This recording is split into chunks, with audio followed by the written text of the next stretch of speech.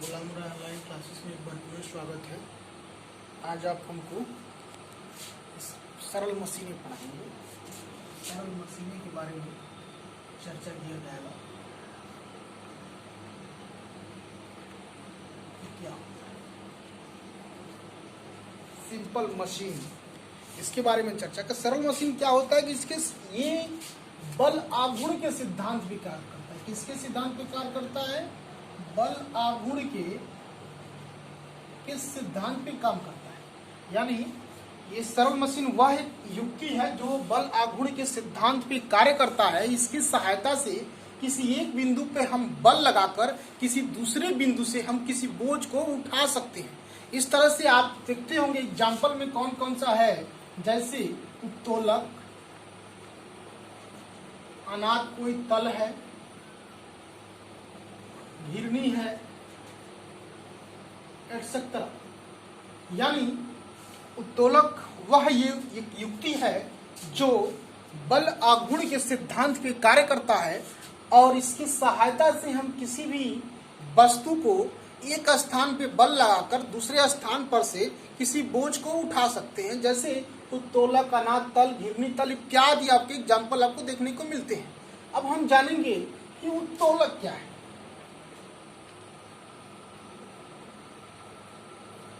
Chapter में पढ़ना है उत्तोलक क्या है। उत्तोलक एक सीढ़ी या टेढ़ी मुड़नुमा छड़ होती है जिसके उत्तोलक के बारे में आप जानेंगे कि उत्तोलक क्या होता है। इसके बाद से आप ये जानेंगे उत्तोलक के प्रकार के बारे में आपको बताया जाएगा। यानी उत्तोलक कोई एक छड़ होती है, सीढ़ी नुमा टेढ़ेनुमा छड़ होती है जिसके कोई उत्तोलक क्या करता है, अपने मध्यम बिंदु से वो स्वतंत्रता पूर्वक चारों दिशा में क्या करता है, घूम सकता है और उसके सहायता से हम क्या कर सकते हैं, एक दिशा में बल लगाकर हम बोझ को उठा सकते हैं। अब हम इन उत्तोलक में, जैसे उत्तोलक में होता क्या क्या है, उत्तोलक में तीन चीज होता है। मान लीजिए कोई एक उत्तोलक है,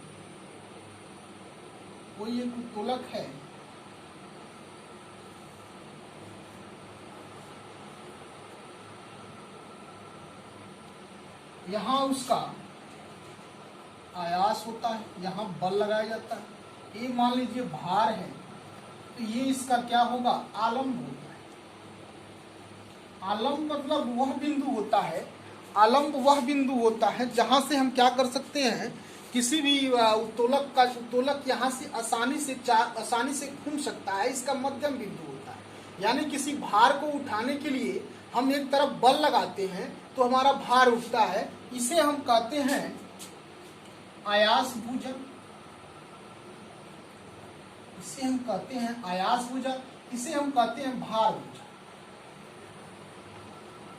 यानी आलम्ब क्या होता है, उत्तोलक के मध्यम बिंदु होता है जहां से उत्तोलक आसानी से चारों दिशाओं में घूम सकता है।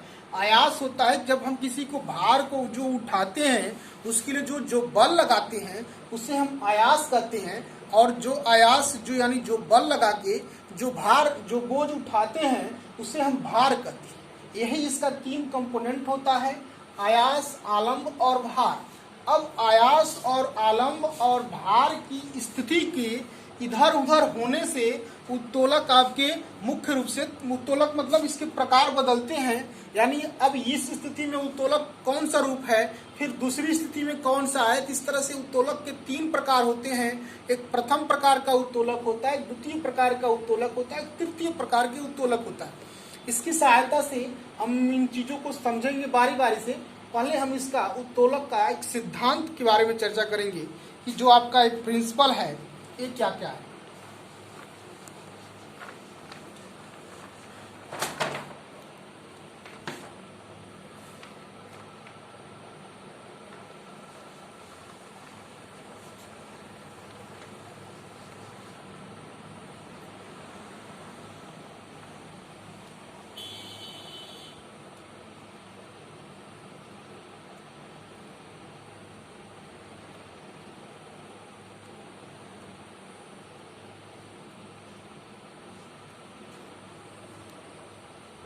उत्तोलक का सिद्धांत अब देखते हैं। मान लीजिए कोई एक उत्तोलक है,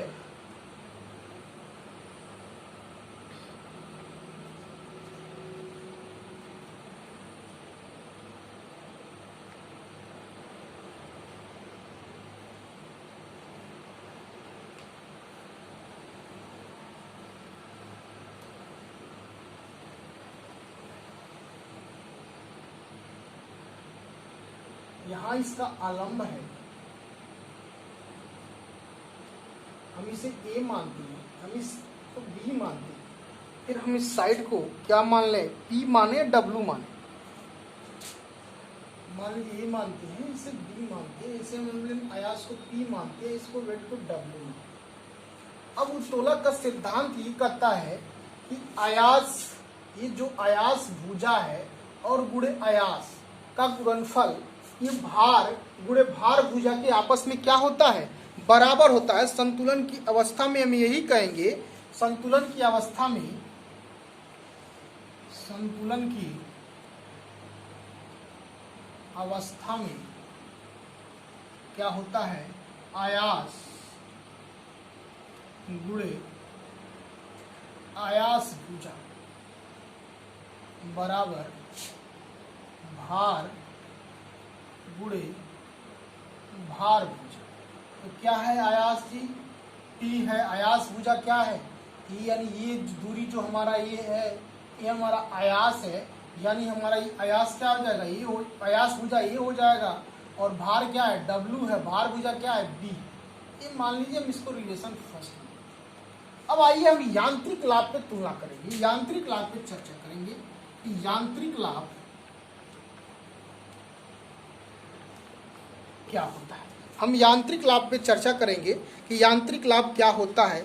यानी यांत्रिक लाभ होता है उत्तोलक के द्वारा उठाए गए भार और आयास के अनुपात को, उत्तोलक के द्वारा उठाए गए भार तथा आयास के अनुपात को हम क्या करते हैं, यांत्रिक लाभ करते हैं। यानी किसी भी उत्तोलक का यांत्रिक लाभ क्या होता है, उसके द्वारा उठाया गया भार, मान लीजिए उठाया गया भार क्या हो, W हो, मान लीजिए यांत्रिक लाभ को हम A से डिनोट करते हैं, उठाया गया भार W हो और लगाया गया आयास P हो, तो उत्तोलक का यांत्रिक लाभ क्या हो जाएगा,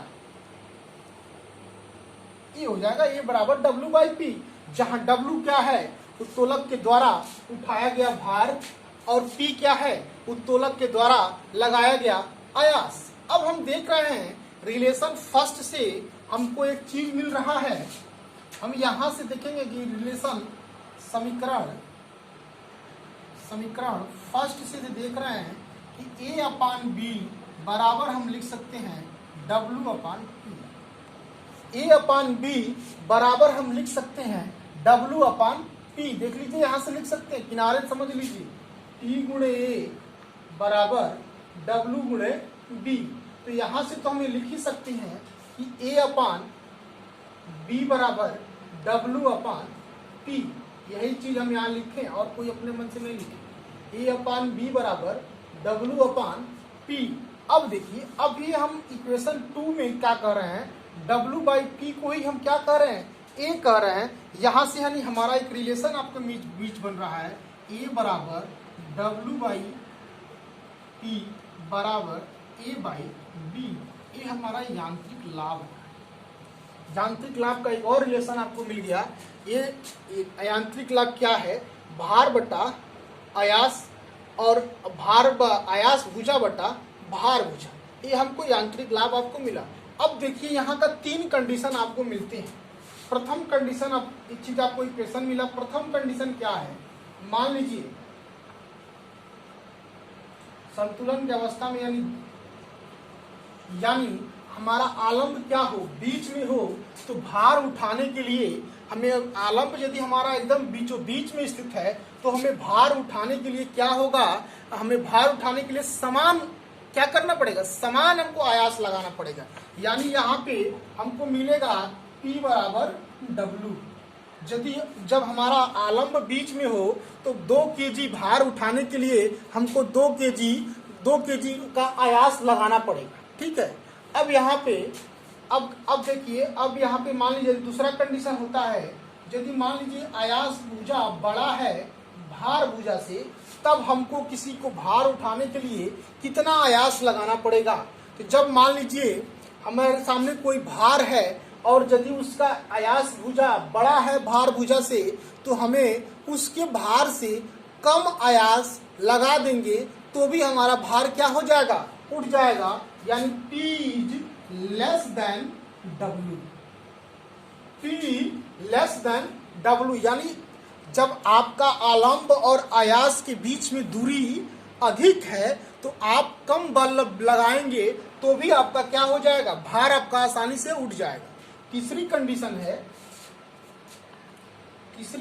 है A is less than B। A is less than B।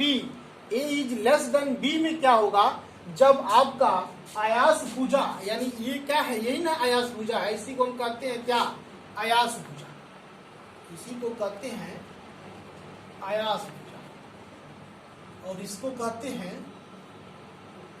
भार भुजा,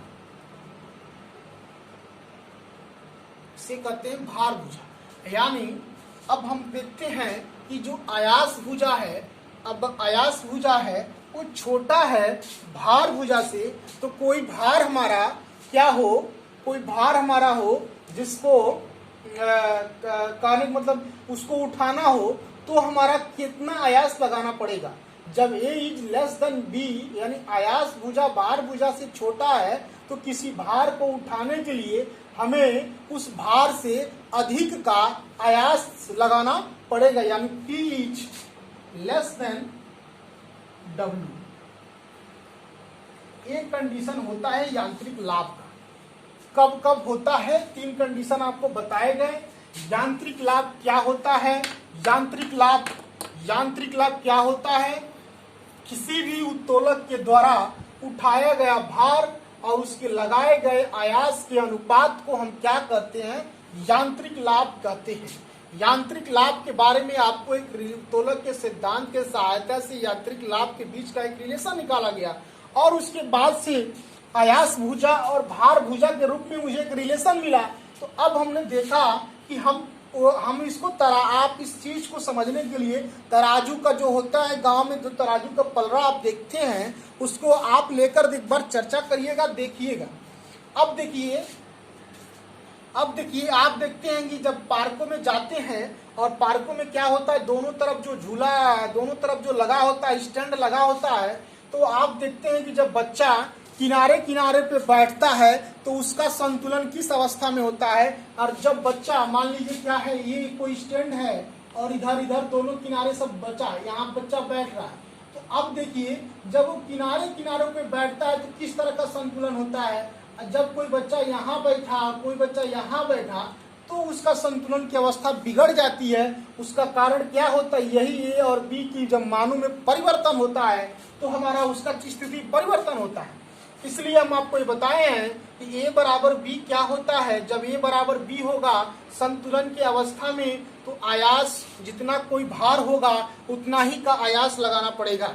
और जब आपको हमने ये बताया कि जब आयास भुजा बड़ी है भार भुजा से, तो आपको कोई भार उठाने के लिए आयास उससे कम आयास की लगाने की आवश्यकता पड़ेगी। फिर तीसरा कंडीशन हमने आपको बताया, जब आयास क्या हो, भार भुजा से छोटी हो, तो हमें आयास क्या करना पड़ेगा, तो हमको आयास क्या करना पड़ेगा, भार से कम लगाना पड़ेगा। यही होता है किसी भी उत्तोलक का यांत्रिक लाभ। इसके बारे में आपको बताया गया। आज आपको इतना ही बताया गया कि